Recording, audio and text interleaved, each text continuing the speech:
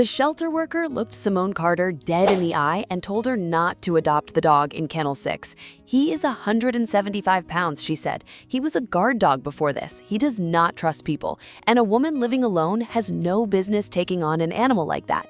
Simone signed the papers anyway, and 5 months later, on the worst night of her life, that 175-pound Boerboel did the one thing not a single person who had warned her ever thought he was capable of. He saved her life. Simone Carter was 31 years old and had moved to Richmond, Virginia 14 months earlier, 600 miles from everyone she had ever known. She told people it was for the job. The truth was quieter than that.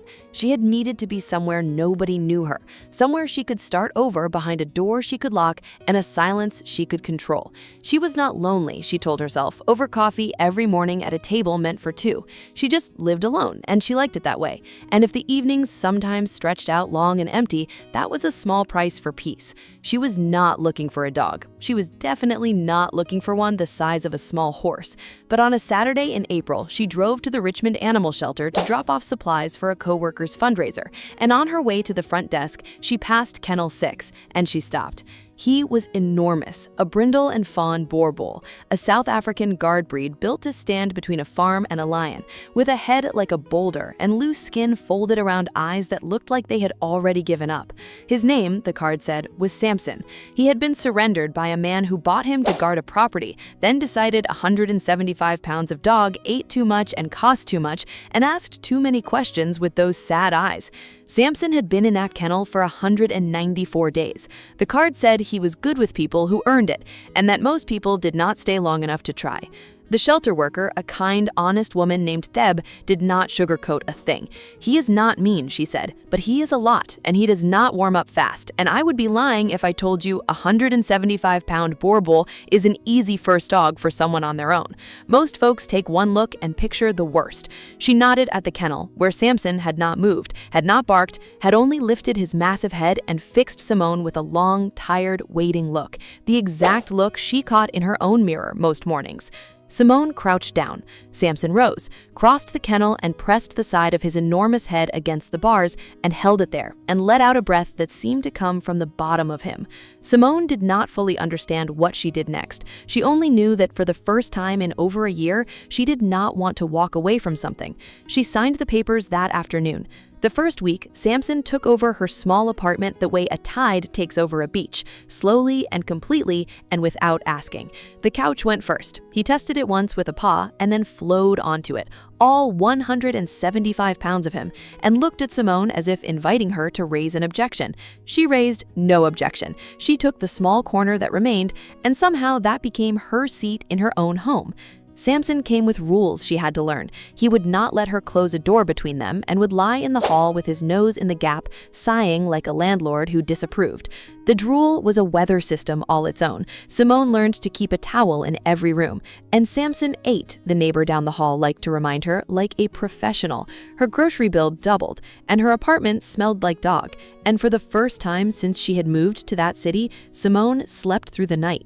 It happened without her deciding it. Samson took to sleeping on the floor beside her bed, and the sound of him breathing, slow and deep and enormous in the dark, was the first thing in 14 months that had quieted the part of her mind that never fully switched off. She stopped lying awake listening to a strange building settle. Nothing in the world could get to her without going through 175 pounds of Boerboel first, and some old tired part of her finally believed it and let her rest. She started talking to him out loud, over coffee, about nothing, the way she used to talk to people. Within about 3 days, Samson had learned her whole routine and appointed himself its escort, walking her to the door each morning and posting himself at the window until she came home each night. Samson would tilt his boulder of a head and groan back, and it was the closest thing to company she had had in a very long time. I know you are still watching but have not subscribed yet, and after a dog like Samson, that stings a little. Tap subscribe. This one sat in a kennel for 194 days, and subscribing is how dogs like him stop being invisible. Her neighbors, of course, had thoughts. An older man named Gerald, 2 doors down, told her flatly that a dog that size was a danger in a building full of people. A woman on the floor below left a note about the barking. Even her mother, on the phone from 600 miles away, got quiet and careful whenever Simone mentioned him. Simone listened to all of it. And then she watched 175 pounds of so-called dangerous dog fall asleep with his chin on her foot, and she stopped listening to any of them. She knew something they did not. She had started to notice, too, that Samson watched her more closely than an ordinary dog. When she was tired, he stayed nearer. Twice, on evenings when she had felt strangely off, lightheaded and thin, he had pressed himself against her and refused to leave her. And both times, she had told him he was being dramatic and gone to bed. She did not know yet that Boerboels were bred to notice everything, or that Samson had been noticing something about her that she had not noticed about herself. Then came a Thursday night in September. Simone had felt wrong all day. A strange, gray heaviness she blamed on skipping lunch and too much coffee. She made it home, dropped her keys on the counter, and that was the last thing she remembered. Somewhere in a heart she did not know was failing, a rhythm went wrong, and Simone Carter collapsed on her kitchen floor alone, unconscious, with no phone in her hand and no one in the world within those walls, except Samson. What happened next, Simone only knows because her neighbors told her afterward. The 175-pound Boerboel that everyone in the building had been afraid of began to bark, and he did not stop. Samson threw his enormous body against the front door again and again until the frame shook. Samson howled, a sound none of them had ever heard, low and desperate and endless. And when the barking did not bring anyone fast enough, he did something a guard dog is not supposed to do.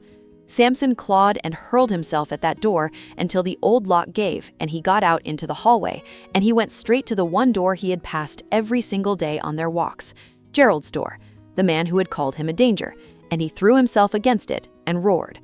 Gerald, furious, yanked his door open to shout at the dog, and Samson did not attack him, did not even acknowledge him, just spun and ran back down the hall to Simone's open door and stood in it, looking back, the way you look at someone you need to follow you right now. The same dog the shelter had warned her about, the same 194 days in a kennel had nearly broken, the same 175-pound Boerboel every single person in that building had called too big, too dangerous, too much, led a frightened old man to a woman dying on her kitchen floor and would not leave her side while Gerald, hands shaking, called 911. The paramedics arrived in 8 minutes. They told Gerald later that with what was happening in Simone's chest, a few more minutes on that floor alone and there would have been nothing anyone could do. She was rushed to the hospital and a device the size of a matchbox was placed in her chest to keep the rhythm of her heart from ever going that wrong again. A cardiologist with kind eyes told her in the plainest words she had that she had been minutes from not waking up and that the only reason she had was that something in that apartment had refused to let the world ignore what was happening.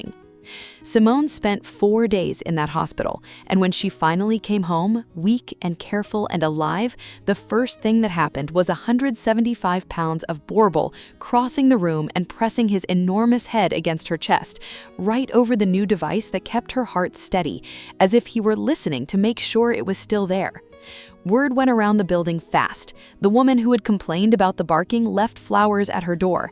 Gerald, the man who had called Samson a danger, now knocks every few days to see if Simone needs anything, and never once leaves without scratching that boulder of a head and telling the dog quietly, "Good boy." Deb, the shelter worker who had told her not to adopt him, heard the whole story and cried and asked if she could share it because in 15 years of watching people walk past the big, hard-to-place dogs, she had never had a reason like this to make them stop. Today, Samson is 5 years old, and he still owns the couch, and Simone still gets the corner. Samson still will not let a door close between them, the drool is still a daily event, and every single night he still sleeps on the floor beside her bed, breathing slow and deep and enormous in the dark. Except now, sometimes, Simone reaches down in the middle of the night just to feel him there, and every time, he is already awake. Because here is the truth that everyone who warned her missed. A dog is not dangerous because of his size, or his breed, or the heavy shape of his head. What makes a dog is who he decides to belong to, and exactly what he is willing to do to keep them safe. Samson waited 194 days in a kennel for a person of his own, and when a lonely woman the world had worn down finally crouched at his gate, he took over her couch, her home, and her whole guarded heart. And then, on the one night it mattered most, he tore down a door to keep her in this world. If you are thinking about adopting a dog, especially a big one, especially the one everyone keeps walking past, please do not listen to the fear. Go and meet him. Give him your patience and a fair chance, and understand that sometimes the dog the whole world called too much is the exact amount that saves your life.